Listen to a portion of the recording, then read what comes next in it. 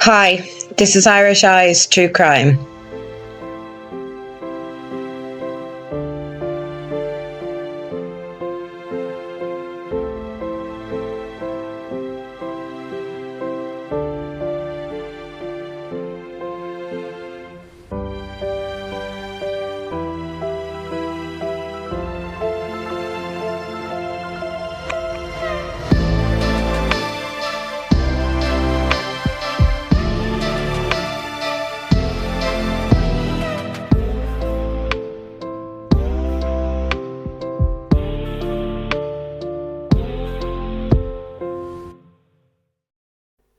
Hi everyone, welcome back to Irish Eyes True Crime.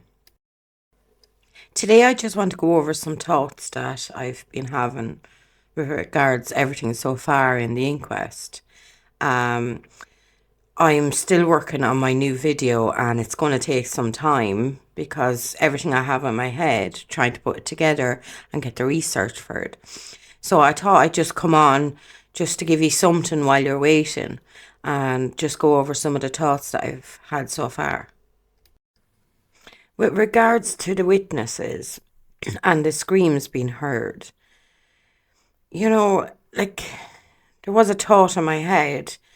Could one of the witnesses that heard the scream being used to discredit the other person that heard the scream? Now, I don't think any of us could be blamed for thinking like this with regards corruption with police and things like that, because it has happened in the past.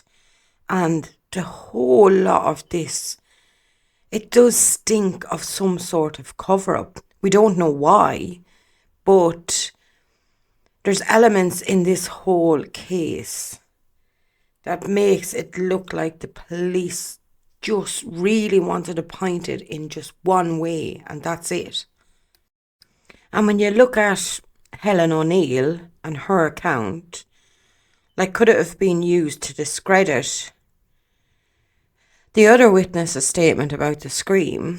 Because both times are different, and Helen O'Neill is friends with Paul Ansell, so I don't know whether that has anything to do with it, but she seems to be friends with him, so I don't know whether that have anything to do with it.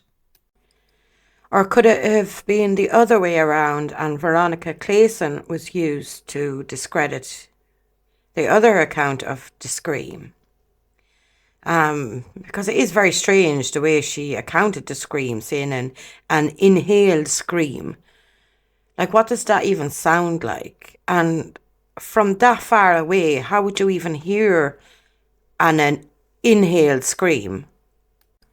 And when you look at the maps that the police produced for the inquest, the actual screams were pointing away from where Nicola was, more towards, say, Allotment Lane and the caravan park. That's where they had it pointing towards. Now, whether that's the way these women pointed, I don't know. But if these accounts were right, both accounts, and it was pointing up towards Allotment Lane, could it have been that Nicola was there or in around that area, or just a bit further up the river from the bench, gone past the kissing gate, not in the field anymore? As I said in my previous video, when the police gave their accuracy of the phone data, it was, I think, 7.6 meters, 24 foot or more of the bench area. So, Nicola could have been the far side of the gate, like I said. She might not have went near the bench area. She could have been already gone through the gate. And as I said about the harness as well, like Paul and their friend Tilly Ann said that she puts the harness on when she's ready to leave. and could have been finishing her Teams call on the walk along the river path, where it's adjacent to Allotment Lane. The works call. And if you look back over Nicola's Strava maps, you can actually see that she normally goes past the bench area.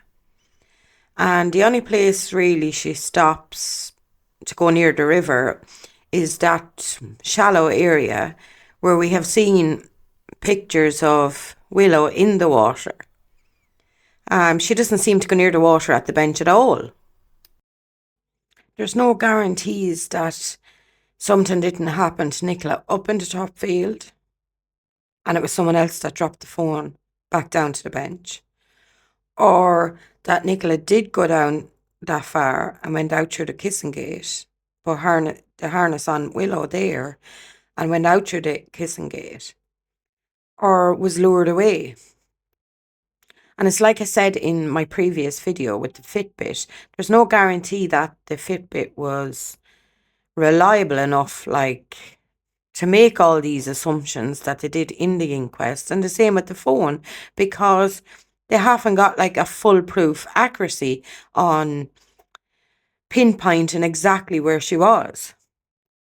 So that's why I think there's at least 10 to 20 minutes for Nicola to be lured away from that area. And that's what I think happened. She was actually lured away from there and put into a vehicle.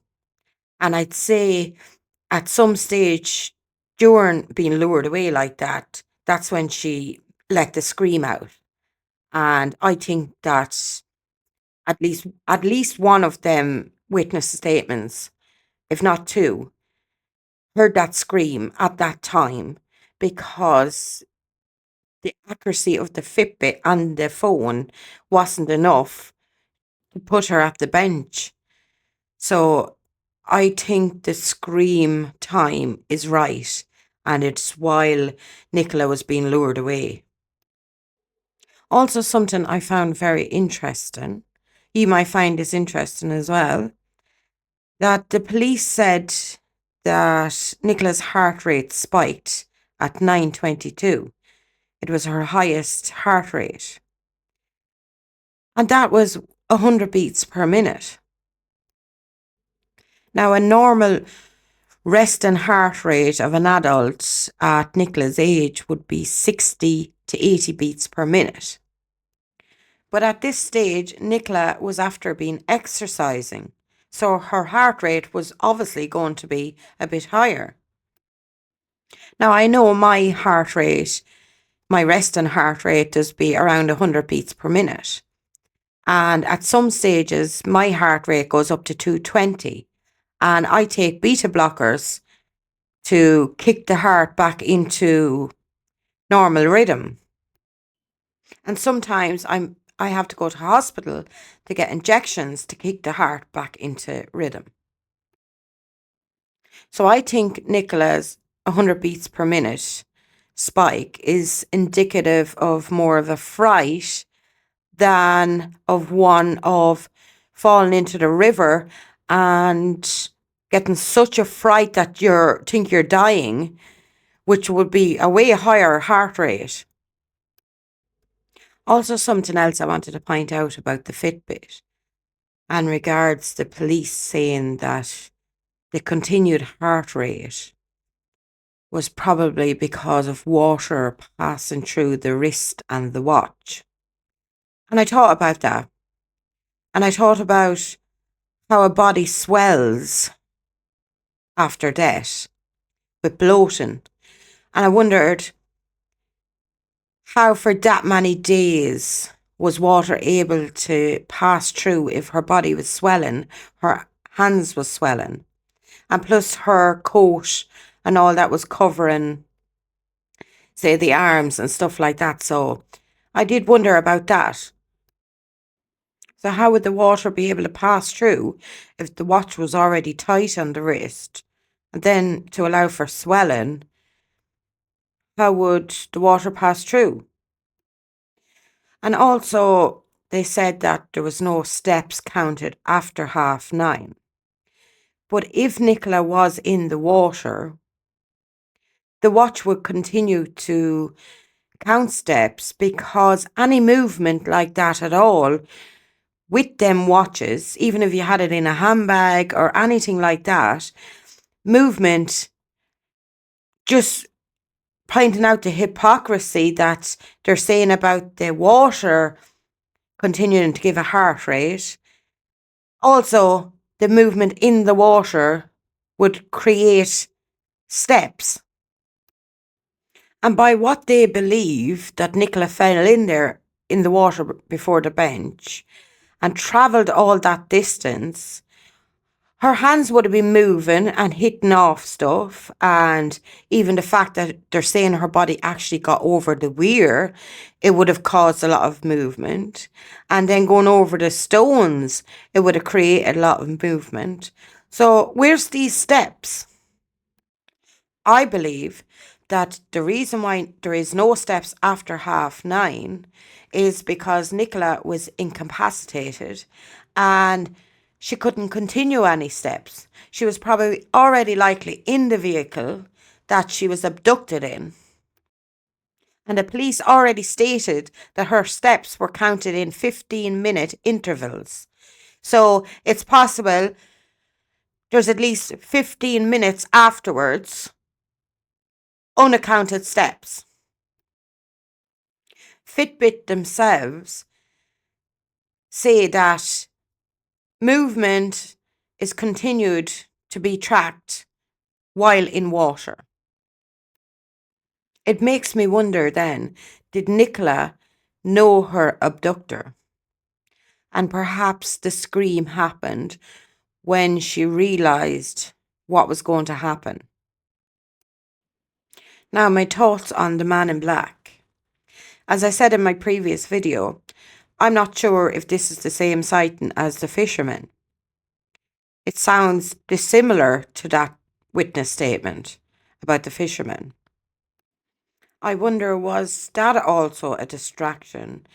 As how come the lady in yellow didn't see this witness, as she was on the allotment lane, going up allotment lane towards the top of it? How did she not see this? Or did she see it and they just didn't bring her in as a witness? Did she see the man in black?